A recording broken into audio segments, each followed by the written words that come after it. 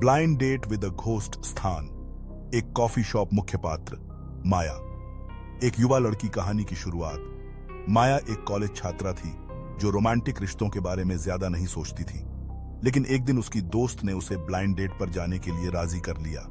माया को शुरुआत में थोड़ा संकोच हुआ, लेकिन फिर उसने सोचा कभी न कभी तो ट्राई करना ही पड़ेगा। उसने डेट के लिए हाँ कहा और एक नए अनुभव के लिए तैयार हो गई।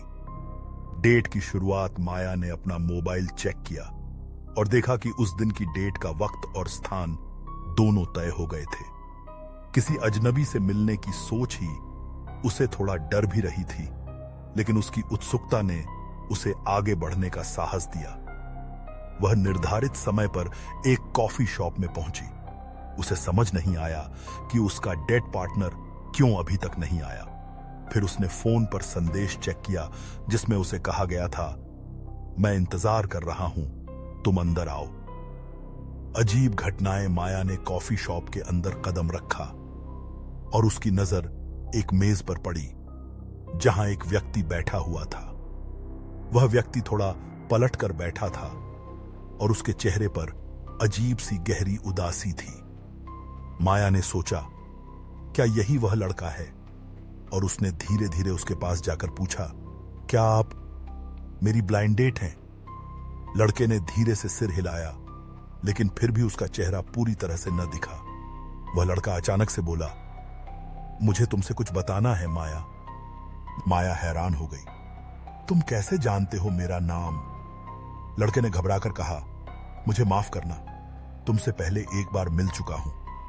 इतना कहकर वह लड़का अचानक से गायब हो गया। भूतिया सच। माया कांपते हुए अपनी जगह पर खड़ी रही। वह समझ नहीं पाई कि क्या हुआ था। उसे अचानक वह लड़का याद आया जो कॉलेज के दिनों में एक एक्सीडेंट का शिकार हुआ था। वह लड़का उसी एक्सीडेंट में मर गया था।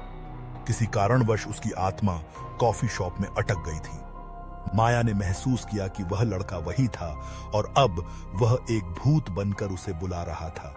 दूसरी बार कॉल माया ने फिर से अपने फोन पर संदेश देखा जिसमें वही लड़का लिखा था, हमारे बीच में जो हुआ वह मैं नहीं भूल सकता। मैं तुमसे एक बार फिर मिलने आया था, लेकिन अब तुमसे मेरी मदद चाहिए।